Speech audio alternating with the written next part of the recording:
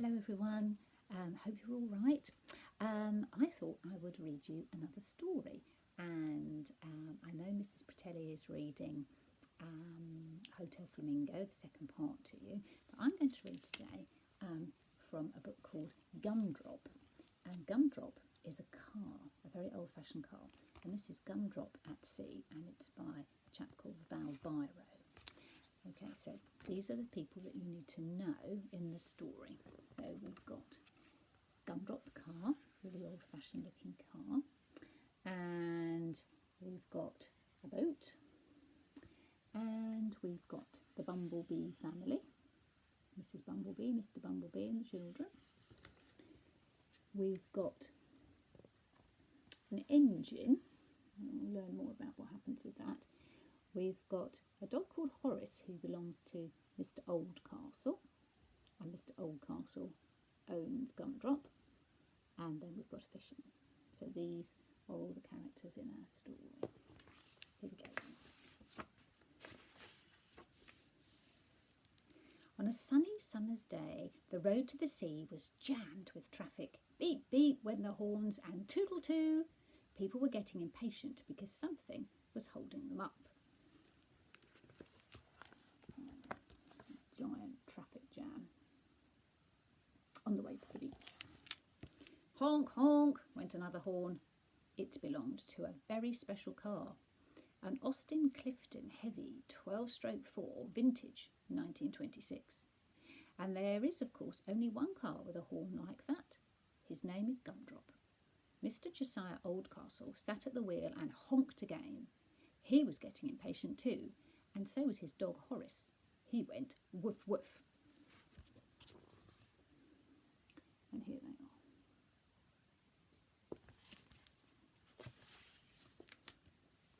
are. And do you know who was holding up the traffic? Why, it was the Bumblebee family.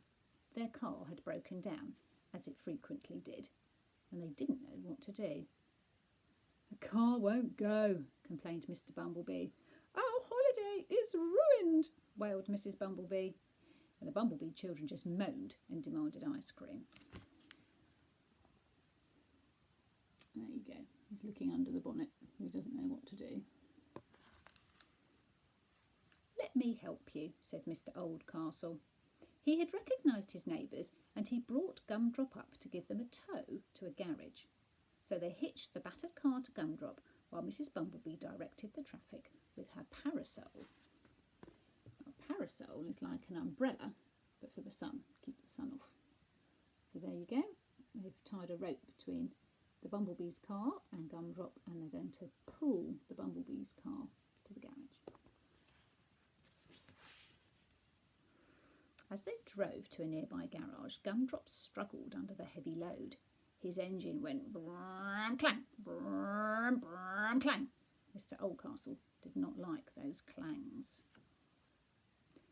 Probably your big end's going, said the garage man.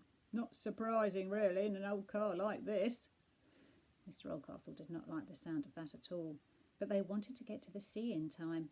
So the Bumblebees left their car for repairs and squeezed into Gumdrop to continue their journey to the sea. And now they've got to take everything out of their car. While it's fixed, put it all into Gumdrop. Do you think it's going to be a bit of a squeeze?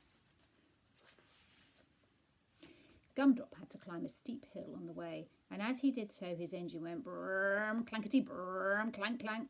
The Bumblebees were really too heavy for the old car. Your big end's going, said Mr. Bumblebee. How frightful, cried Mrs. Bee. We want ice cream, wailed the children. Woof, woof, went Horace. Mr. Oldcastle said nothing, because he did not like those clankety clangs one little bit. There you go. Does look a bit laden up, doesn't it, with all their luggage. At long last, there was the harbour, and everybody cheered up. Even Gumdrop sounded happy. Brum, brum went his engine as if nothing had happened. He was a reliable old car, and he had brought his heavy load safely to the sea. There we go. You see the sea goes right out, but when it comes right in to this harbour wall here. This is a real place. It's called Bosom down in Sussex.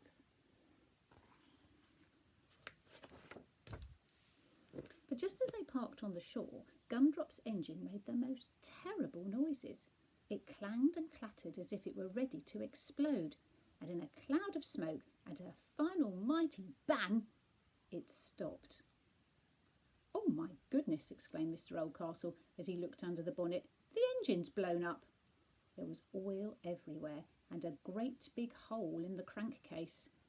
"Oh dear," said Mr. Bumblebee, "your big end's gone all right, and that big hole can't be repaired either."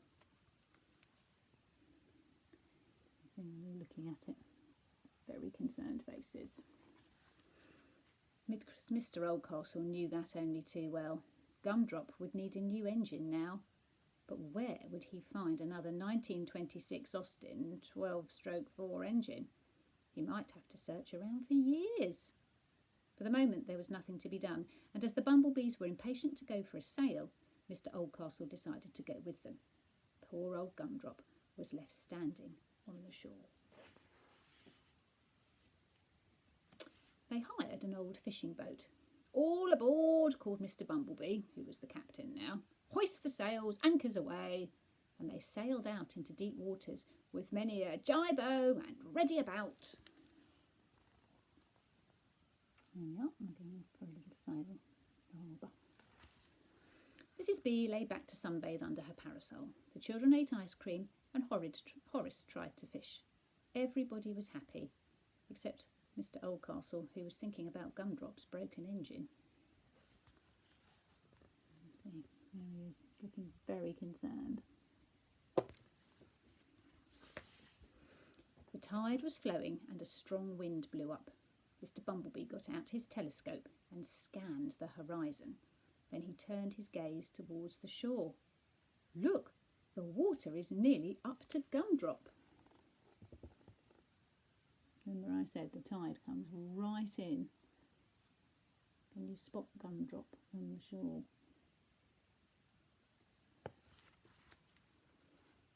Mr. Oldcastle was much alarmed. "We must turn back at once," he cried, "or Gumdrop will be washed out to sea." But just at that moment Horace saw a fish. He grabbed at it, but unfortunately he lost his balance and... Do you think you know what's going to happen? Splash! He fell straight into the water. Mr. Oldcastle was dismayed, as if he hadn't enough worries already. But he didn't hesitate. He plunged into the waters there and then to rescue his dog. Mr. Bumblebee leant over the side to help, and the others grabbed Horace to pull him on board. Unfortunately, all this extra weight tilted the boat so much that... What do you think's going to happen now?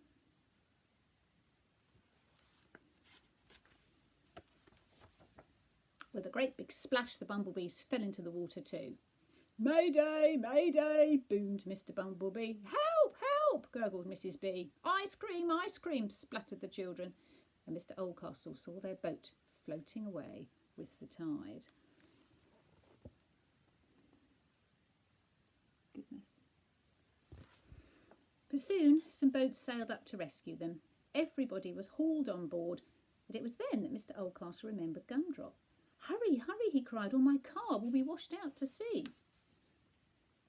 When they reached the shore, the water was already up to Gumdrop's mudguards. Can you see?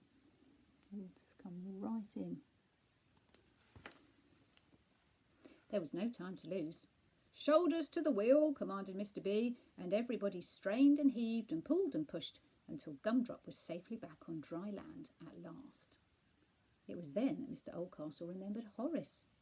"My dog! Where's my dog?" he cried in anguish. But Horace was nowhere to be seen. Poor Mr. Oldcastle. First his car blew up, then it was nearly washed out to sea while he almost drowned himself, and now his dog was missing. What a day of disasters. As he looked round, he saw that their own fishing boat had floated in on the tide and stopped in front of Gumdrop. What's more, he heard a sort of muffled bark. "Woof! Woof!" Mr. Oldcastle leapt on board. The sound came from under the engine cover. He tore it off, and there was Horace, sitting by the engine, safe and sound. He folded the dog in his arms and felt happy for the first time that day.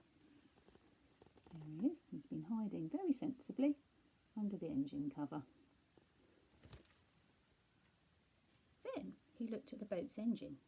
It was old, it was big, it was beautiful, and it was exactly like Gumdrop's. Why, it's a genuine 1926 Austin 12-4 engine, and not a crack or a hole anywhere. Mr. Oldcastle could hardly believe his good luck. Good old Horace had found the perfect engine for Gumdrop. Mr. Oldcastle danced around so joyfully that Horace got quite dizzy in his arms. Yes, it's a lovely engine. Stroke of luck, that. The fisherman who owned the boat was quite happy to sell the engine. It came out of an old car just like yours, he said. Anyway, I'd just as soon have a modern diesel for my boat. So all was well in the end. Mr. Oldcastle took the precious engine to be overhauled and then joined the bumblebees on their holiday. He brought ice creams for the children every day, and Horace caught as much fish as he wanted. Best of all, Gumdrop has a sparkling new engine now, and he's running better than ever. What's more, Mr. Oldcastle is determined to keep his car firmly on dry land from now on. Brum, brum.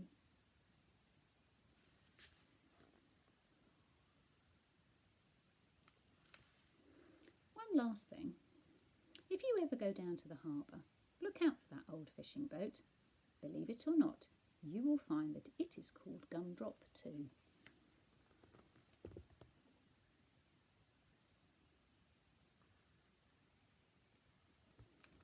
There. I hope you enjoyed my story. Hope you're all well, and I'll see you again next time. Bye-bye.